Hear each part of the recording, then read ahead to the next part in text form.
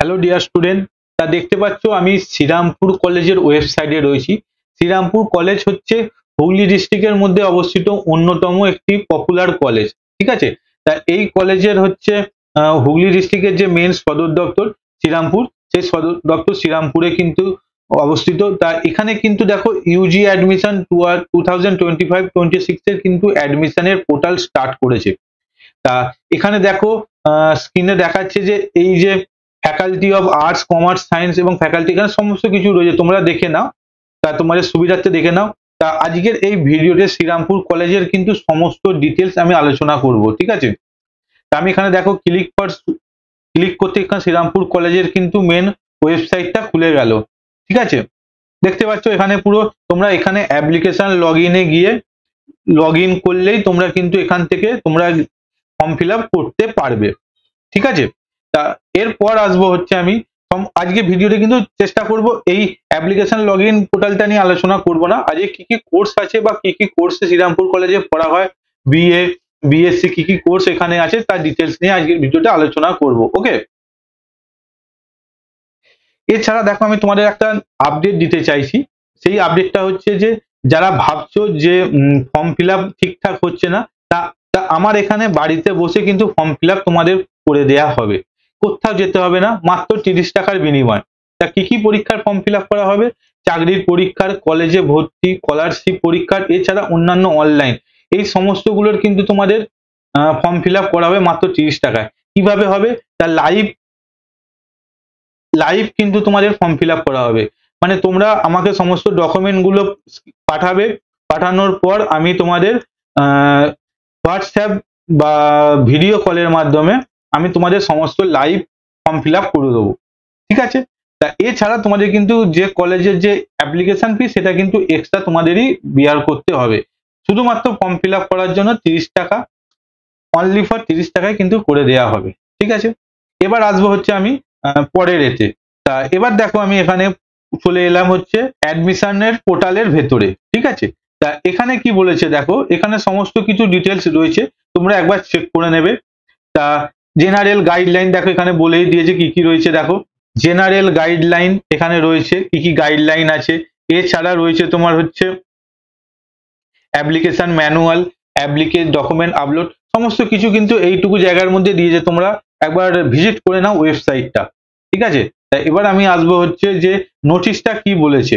তার নোটিশটা বলেছে দেখো জেনারেল গাইডলাইন আমি ডাউনলোড করলাম, এখানে সমস্ত নোটিশ দিয়ে দিয়েছে। তা অনেক বড় নোটিশ, 21 পেজের নোটিশ। আমি অত ডিটেলস নিয়ে আলোচনা করব না, কি কি কোর্স আছে সেই সবগুলো আজকের ভিডিওতে আমি আলোচনা করব। ঠিক আছে, দেখো অ্যাপ্লিকেশন কবে থেকে শুরু হবে, দেখো এখানে বলে দিয়েছে অ্যাপ্লিকেশন শুরু হবে হচ্ছে মে মাসের 15 তারিখ থেকে, সকাল 10টা থেকে কিন্তু অ্যাপ্লিকেশন শুরু হবে। ঠিক আছে, এখানে কিন্তু বলে দিয়েছে অ্যাপ্লিকেশন কিন্তু 15 তারিখ থেকে শুরু হবে। ঠিক আছে, তা কি কি লাগবে বা কি কি হবে, কোন ওয়েবসাইটে যাবে দেখো শ্রীরামপুরকলেজ.ac.in, এই ওয়েবসাইটে গিয়ে তোমরা কিন্তু ফর্ম ফিল আপ করতে পারবে, অনলাইন সাবমিশন করতে পারবে। ওকে, এরপর কি বলেছে দেখো আমি আসবো অ্যাপ্লিকেশন ফি কত। দেখো এখানে অ্যাপ্লিকেশন ফি বলেছে কিন্তু 300 টাকা করে ইচ অ্যাপ্লিকেশন। মানে তুমি ধরো দুটো অ্যাপ্লিকেশন করতে চাইলে, মানে ধরো কেউ BA history honours or English honours form fill up করতে চাইলে, তাহলে তোমাদের কিন্তু 600 টাকা দিয়ে ফর্ম ফিল আপ করতে হবে। ক্লিয়ার হয়ে গেল? তা দুখানা ইচ অ্যাপ্লিকেশনের জন্য কিন্তু 300 টাকা করে। এখানে এটাও আমি তোমাদের যেমন আগে বললাম, separate application form must be submit from each subject of course, আলাদা আলাদা করে তোমাদের কিন্তু অ্যাপ্লিকেশন ফর্ম ফিল আপ করতে হবে। ঠিক আছে, তা এরপর আসবো হচ্ছে এখানে দেখো ডকুমেন্ট আপলোড কি কি করতে বলে, তোমরা এটাও একবার একটু ভিজিট করে নেবে। তা এটাও একটু দেখে নেবে যে কি কি কোর্স বা কি কি ডকুমেন্ট তোমাদের আপলোড করতে হবে তা ফর্ম ফিল আপ করার সময়, এটাও তোমরা একবার দেখে নেবে। ঠিক আছে, এরপর আমি আসবো হচ্ছে নেক্সট পেজে কি বলেছে দেখো, এখানে তেমন কিছু ডিটেলস নেই, তেমন কিছু নেই।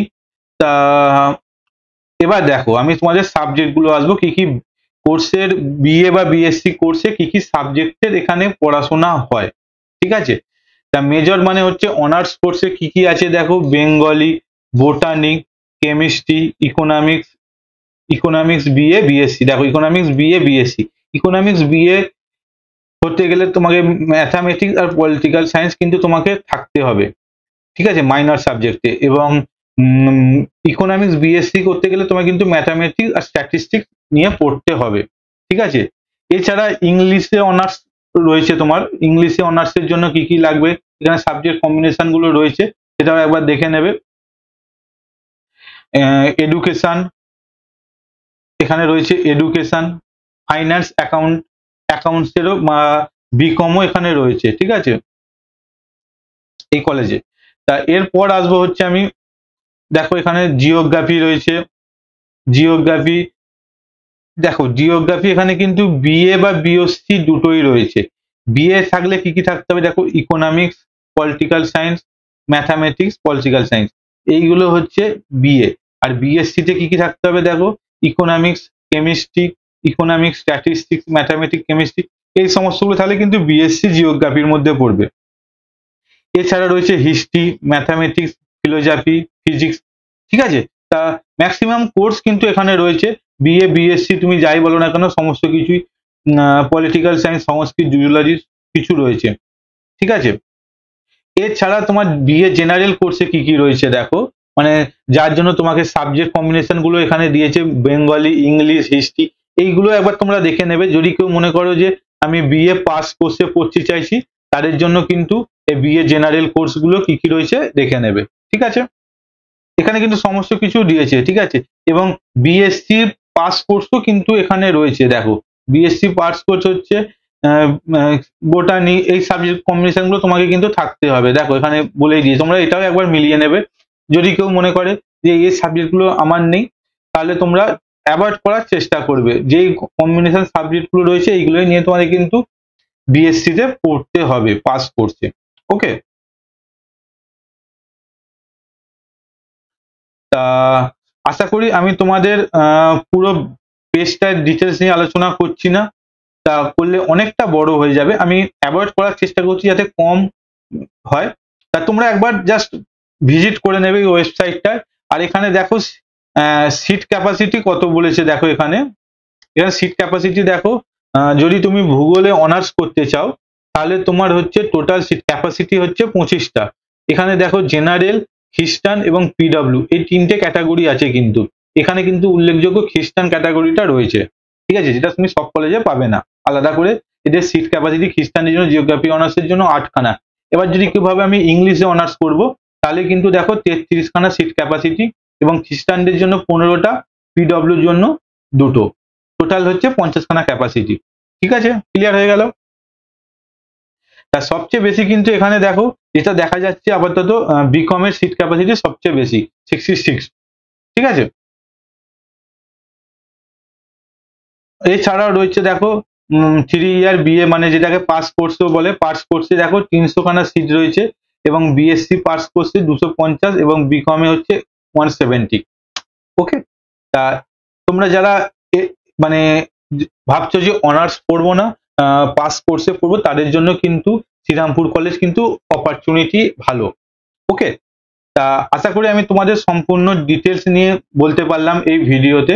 তা যদি এবার তোমরা যদি লগ ইন করতে চাও, লগ ইন করে তোমরা ওখানকার যে ফর্ম রয়েছে সেই ফর্মগুলো ফিল আপ করতে পারবে, ঠিক আছে। আর আশা করি ভিডিওতে তোমাদের যদি কিছু ডাউট থাকে, প্রত্যেক দিনের মতো আবারও বলবো, আমাকে কমেন্ট বক্সে কমেন্ট করে জানাও, আমি চেষ্টা করবো সমস্ত রিপ্লাই গুলো দেওয়ার। তো আপাতত বাই বাই, আবার দেখা হচ্ছে অন্য একটা ভিডিওতে, তো টাটা।